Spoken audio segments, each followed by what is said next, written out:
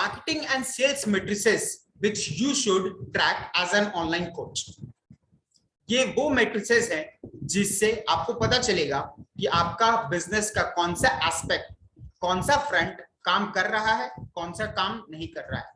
आप इतने सारे एफर्ट्स डाल रहे हैं अपने बिजनेस में, मार्केटिंग को और सेल्स को लेके, तो आपको पता तो होना चाहिए कि आपका कौन सा एफर्ट ज्यादा हेल्प कर रहा है। Because according to 80 to 20% rule, for your 20% effort you will be getting 80% results. So आपको वो 20% एफर्ट्स पता तो होने चाहिए जो आपको रिजल्ट लाके दे रहे हैं, तब ताकि आप उस पर फोकस कर सकें।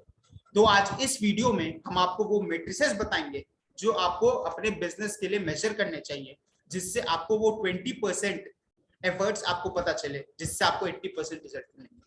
So let's continue this video, and if you want to get more such videos, don't forget to hit that subscribe button and that bell icon so that you will be able to know whenever a new video uploads. So let's start the video by this.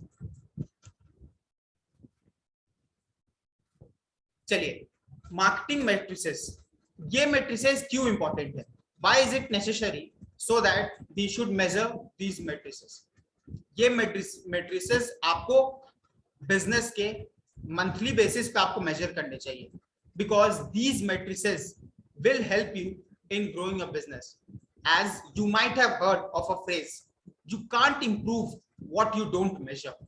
It's Peter Drucker phrase, but so ये आपको बताता है कि जब तक आप कोई चीज को मेजर नहीं करेंगे, आपको नहीं पता चल सकता कि कहाँ क्या काम कर रहा है, क्या नहीं काम कर रहा है। तो आपको वो चीज को मेजर करना होगा जिससे आप उस पर और एफर्ट डालें और मेहनत करें, जिससे आप वो ग्रो कर सके। और आप बिजनेस में इतने सारे एफर्ट डाल रहे हैं, तो आपको बिजनेस को मेजर तो करना होगा ताकि आप उसको ग्रो करें। इसलिए आपको ये मैट्रिसेस इंपॉर्टेंट है। अगर आप बिजनेस का हर एक एस्पेक्ट को सिर्फ 1% तक इंप्रूव कर पाओ, तो it will have a significant impact on your revenue which you can generate and impact you can have. So let's understand what are these most important matrices which you as an online coach should measure. I have divided it into 4 sections: influence building, lead generation, conversion and sales, and customer rating. These are the 4 sections in which we will be understanding each matrices which you should measure. In influence building, आप जो अभी video मेरे देख रहे हैं, आप जो content लिखते हैं, आप जो सोशल मीडिया पे काम करते हैं, उससे आपका कितना इन्फ्लुएंस बिल्ड हो रहा हो, ये आपको मेजर तो करना चाहिए, ताकि आपको पता चले कि आप किस प्लेटफॉर्म पे आपको ज्यादा हेल्प मिल रहा है। क्या वो ब्लॉग है, क्या वो यूट्यूब चैनल है, और which social media platform is giving you more results. You have to measure each and every aspect. So here are the matrices which you should measure on this. The traffic, कितना traffic आपको उस platform से आपका, जाओ आप lead generate जहां से कर रहे हैं वहां पे आपको ट्रैफिक पहुंच रहा है। सो इसको मेजर करने के लिए गूगल एनालिटिक्स हमारा सबसे बेस्ट वे है, जो आपको बताएगा कि आपको वेबसाइट से कितने व्यूज मिल रहे हैं। सो गूगल एनालिटिक्स के थ्रू आपको अपने पेज व्यूज आपको ट्रैक करने चाहिए, और नंबर ऑफ सेशंस भी। पेज व्यूज मतलब total number of unique visitors जो आपके पेज को देखने आए, और number of sessions, total number of times people came to that page and have read through it. These 2 matrices are very important. Minimum you should measure these 2 matrices through Google Analytics for your website, and you can also go deep in this matrices by using a tool called Hotjar. Hotjar आपको बताएगा कि आपके किस page पे कितने time लोग spend कर रहे हैं, किस पार्ट ऑफ द वेबसाइट पे most people are spending their time, and कहां पे कम, ताकि आप अगर उस जिस पार्ट को आपको पता चल गया कि वहां पे लोग कम समय व्यतीत कर रहे हैं, तो आप उस पार्ट में इंप्रूव करके, अपना मैसेजिंग इंप्रूव करके, अपना वर्डिंग्स इंप्रूव करके, आप you could persuade the visitors to spend more time on that, which will help you in growing your revenues. Next, moving on, you need to measure the total reach, number of people who saw your post on social media. आपको ये measurement करना बहुत जरूरी है।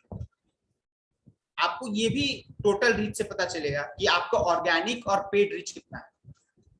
आप organically अपनी videos के through और अपने कंटेंट के थ्रू कितना रीच कर रहे हो, और जब आप एड्स चलाओगे तो उससे लोग कितना आपके बारे में जान रहे हैं। Total reach is the next metric which you should measure. Next is the engagement rate. Percentage of people engaging with your content. जिससे suppose you have 1000 followers and for every post you are doing on social media you are only getting 100 likes, so that's 10% of your followers are engaging. The industry standards is very less than this, but this is the minimum which you should target to. इससे आपको ये भी पता चलेगा कि आपके post आपका काम कर रहे हैं ज्यादा, कि रील्स काम कर रहे हैं, आईजीटीवी काम कर रहे हैं, या ग्रुप्स पे आपका कितना एंगेजमेंट है. जैसे अभी इंस्टाग्राम पे reels is booming, so people are getting more attractions from reels, so one should focus more on reels. This way you will be able to know ki which effort of yours is bringing in more engagement. Next thing you should see is views per hour. Whenever you put a video on YouTube, जब भी आप कोई video YouTube पे upload करते हैं तब उसके 24 और 48 घंटे में जितने लोग उसे देखेंगे उस हिसाब से उसका अट्रैक्शन मिलता है, उस हिसाब से उसको प्रचलन मिलेगा, and that video will have more reach. That's what the algorithm of YouTube is. Thus, when you post any content, any video on YouTube, your work should be promoting as much as possible of it. This will help you grow your audience. अगर 24 से 48 घंटे में उसको जितना attraction मिलेगा उतना ही आपको reach मिलेगा उस वीडियो पे, ओवरऑल उतना ही आपको व्यूज मिलेगा. और व्यूज पर आर आपको क्वालिटी प्लस प्रमोशन दोनों के में आपको फोकस करके ही मिलेगा. Next metrics which you should measure is total number of clicks. मतलब how many people are seeing your ads, post and stories every day. How many people are clicking on those links that you are providing them and going to the landing pages or to any website that you are directing them to. This will give you a clearer picture of what's working and what isn't. Tools which you can use for this purpose are Bitly. Bitly is a free tool which you can use, but if you want to get more advanced features of link tracking, you could use a tool called ClickMagick. Click magic आपको हर एक चीज बताएगा कि आपका link आपको कितना help कर रहे हैं, कौन सा प्लेटफॉर्म आपको ज्यादा हेल्प क्लिक्स लाके दे रहे हैं. सो आप you could use these tools. Next, when we move to the lead generation phase, उस फेज जहां जो बिजनेस का आपका ब्लड है, लीड्स हमें सबको ही कोई चाहिए अपने बिजनेस रन करने के लिए. सो इसमें भी बहुत सारे मैट्रिसेस है जो आपको मेजर करने चाहिए, जैसे number of leads opt in rate, cost per leads, show up rate, email open rate and click through rate. Let's go through each of them together. Number of leads. Which lead magnet, webinar, Google, Facebook, organic, social media, guides, website etcetera is bringing you most amount of leads. आपने बहुत सारे Leeds magnet create कर लिए हैं. कोई एक checklist है, कोई पीडीएफ है, कोई अल्टीमेट गाइड्स है, कोई वीडियो है, कोई कोर्सेज है. तो आपको ये पता तो होना चाहिए कि आपको उस कोर्स से कितने लीड्स हैं, so that you have to measure. Next is the lead opt in rate. Means आपने एक एड चलाया लैंडिंग पेज पे, उस पे कुछ लोग आए लैंडिंग पेज पे, तो मान लीजिए 100 लोग आपके आए लैंडिंग पेज पे, तो ऐसा तो होगा कि नहीं कि 100 आपके पेज पे जो कंटेंट है उस पीडीएफ को लेने के लिए कन्वर्ट हो जाएंगे. उसमें से कुछ कन्वर्ट होंगे, may be 30%, 40%. So you need to measure that lead opt in rate, percentage of leads actually converting on landing page. ये आपको बताएगा कि आपका कॉपी राइटिंग कैसा है, आपने जो वीडियो उसके अंदर डाला है वो कैसा है, हेडलाइंस, आपका पेज का यूआई यूएक्स कैसा है, जिससे you will be able to know कि किस एस्पेक्ट को आपका बिजनेस का और किस एस्पेक्ट का पेज का आपको इंप्रूव करना चाहिए. Because an smaller change, all these smaller change will have a bigger impact in your life. So आपको बिजनेस में ये सब आपको छोटे छोटे चीजों का ध्यान रखना होगा, तब जाके आप आगे चल के बढ़ेंगे. Because smaller success only helps us in growing. Next, you have to measure is cost per lead, total spend to the number of leads generated. is the cost per lead. You have to target to as low as possible. India में 20 से 100 रुपए में अगर आपको lead मिलता है तो उसको ओके माना जाता है. So it totally depends upon either you are giving a free stuff or a paid stuff. Free stuff का लीड आपका कम पैसे में आएगा लेकिन उसका क्वालिटी भी कम होगा, और वहीं पेड स्टफ का लीड से आपको ज्यादा पैसे लगेंगे लेकिन उस लीड का क्वालिटी अच्छा होगा जो वो कन्वर्ट होने में आपको हेल्प कर पाएंगे. तो आपको एक परफेक्ट रेशियो ढूंढना होगा कि आपको कितना अपना कंटेंट फ्री में देना है और कितना आपका कंटेंट पेड में देना है. Next is the show up rate. You have registered many people for your webinar. Now, you also know you won't be entering every webinar that you register for. That's what show up rate is all about. How many people are showing up to your webinar after registering? ये आपको बताएगा show up. So, we strive for maximum results. जैसे free में show up rate in industry is about 30%, while in paid it is about 50 to 70%, 70 to 80%, because people have paid for some stuff. And as you know, जिसके लिए हम पैसे लगाते हैं उस पर हमारा ध्यान जाना ऑटोमेटिकली कम है, इसलिए पेड में आपका शो अप रेट उतना ही ज्यादा होता है. दोनों के अपने प्रोज एंड कॉन्स हैं जो आपको आगे चल के पता चलते रहेंगे. आपका काम है मल्टीपल रिमाइंडर्स सेंड करना जिससे आपका शो अप रेट बढ़े. Like you could send emails, SMS, automated calls, WhatsApp messages, all these things to increase the show up rate. And your work is to pre-frame your audience by sharing case studies, giving valuable PDFs, challenges, and announcing giveaways for the webinar, जिससे लोग intrigued हो, लोग को आने का मन करे और उनको कुछ अपने लिए कुछ फायदा दिखे. तो आपको ये सब चीज आपको पहले शेयर करनी चाहिए जिससे आपका शो अप रेट इंक्रीज करने में हेल्प करेगा. Next thing which you should measure is the email open rate. How many people are opening your emails. Email का काम होता है हमारे जो कोल्ड ऑडियंस है जो हमें जस्ट जानते हैं, उन्होंने वो लीड तो हमारे बन गया लेकिन हमारे बारे में उतना वो जानते नहीं, अभी उनको हम पे ट्रस्ट नहीं. तो ईमेल के through we need to enhance that trust. So आपका ईमेल का ओपन रेट कोल्ड ऑडियंस में सबसे कम रहेगा, वार्म में बीच में रहेगा और कस्टमर्स में सबसे हाई रहेगा. सो वो आपका ईमेल्स का काम है आपको कोल्ड को वार्म में कन्वर्ट करना, वार्म को हॉट में कन्वर्ट करना. वो ईमेल और आपके मैसेजिंग के through you need to focus on that. Your messaging here matters. So आपको वो मैसेजिंग कितना इफेक्टिव है वो मेजर करने के आपको ईमेल ओपन रेट आपको हेल्प करेगा. Next is the click through rate. How many people actually click on the links you provide on the emails? That you have to measure. Email marketing आपका exact effort, आप जितना effort डाल रहे हो email marketing में उसको measure कर पाएंगे आप click. Next, let's move to the next phase, that is conversions and scale. These are the actual matrices which, being a business owner, being an online coach, you measure, right?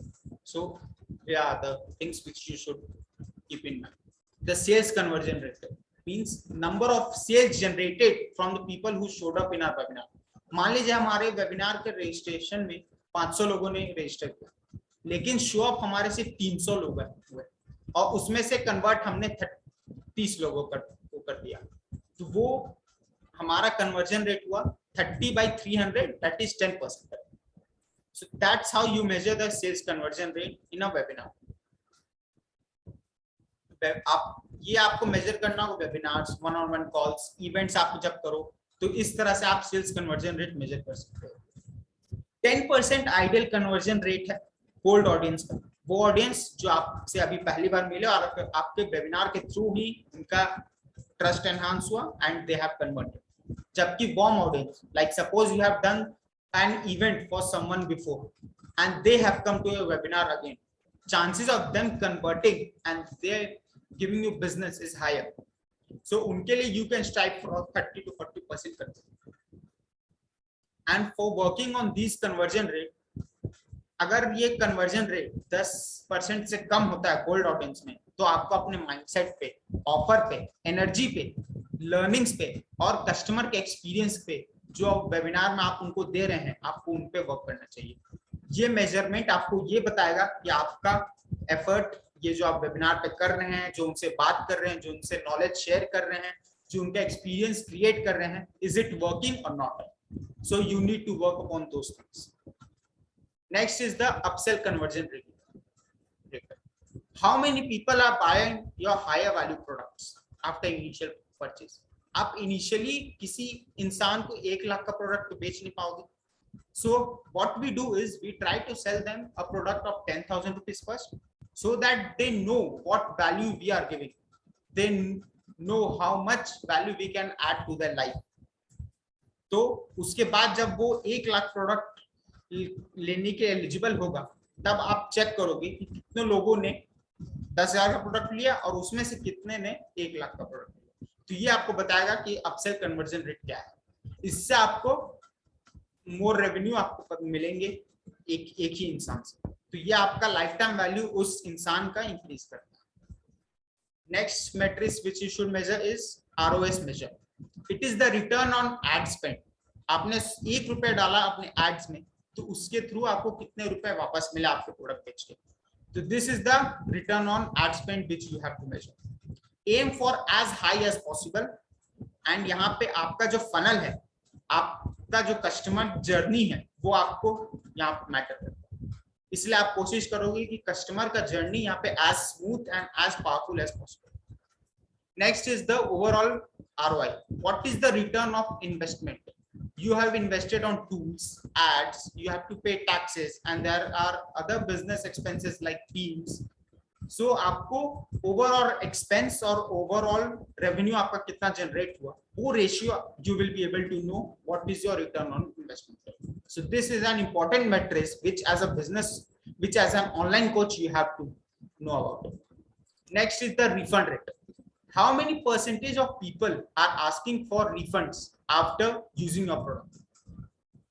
कितने लोग आपसे पैसे वापस मांगते हैं? अगर 100 में से अगर 3-4 लोग आपसे पैसे मांग रहे हैं वापस, तो you know 3 to 4% is your refund rate. In industry, if your refund rate is less than 1%, is excellent, and you should strive for that. But if it is more than 5%, then means you do have problem in quality of the product. So you need to focus on your quality of product and see, is my product solving problems? Is my product transforming lives?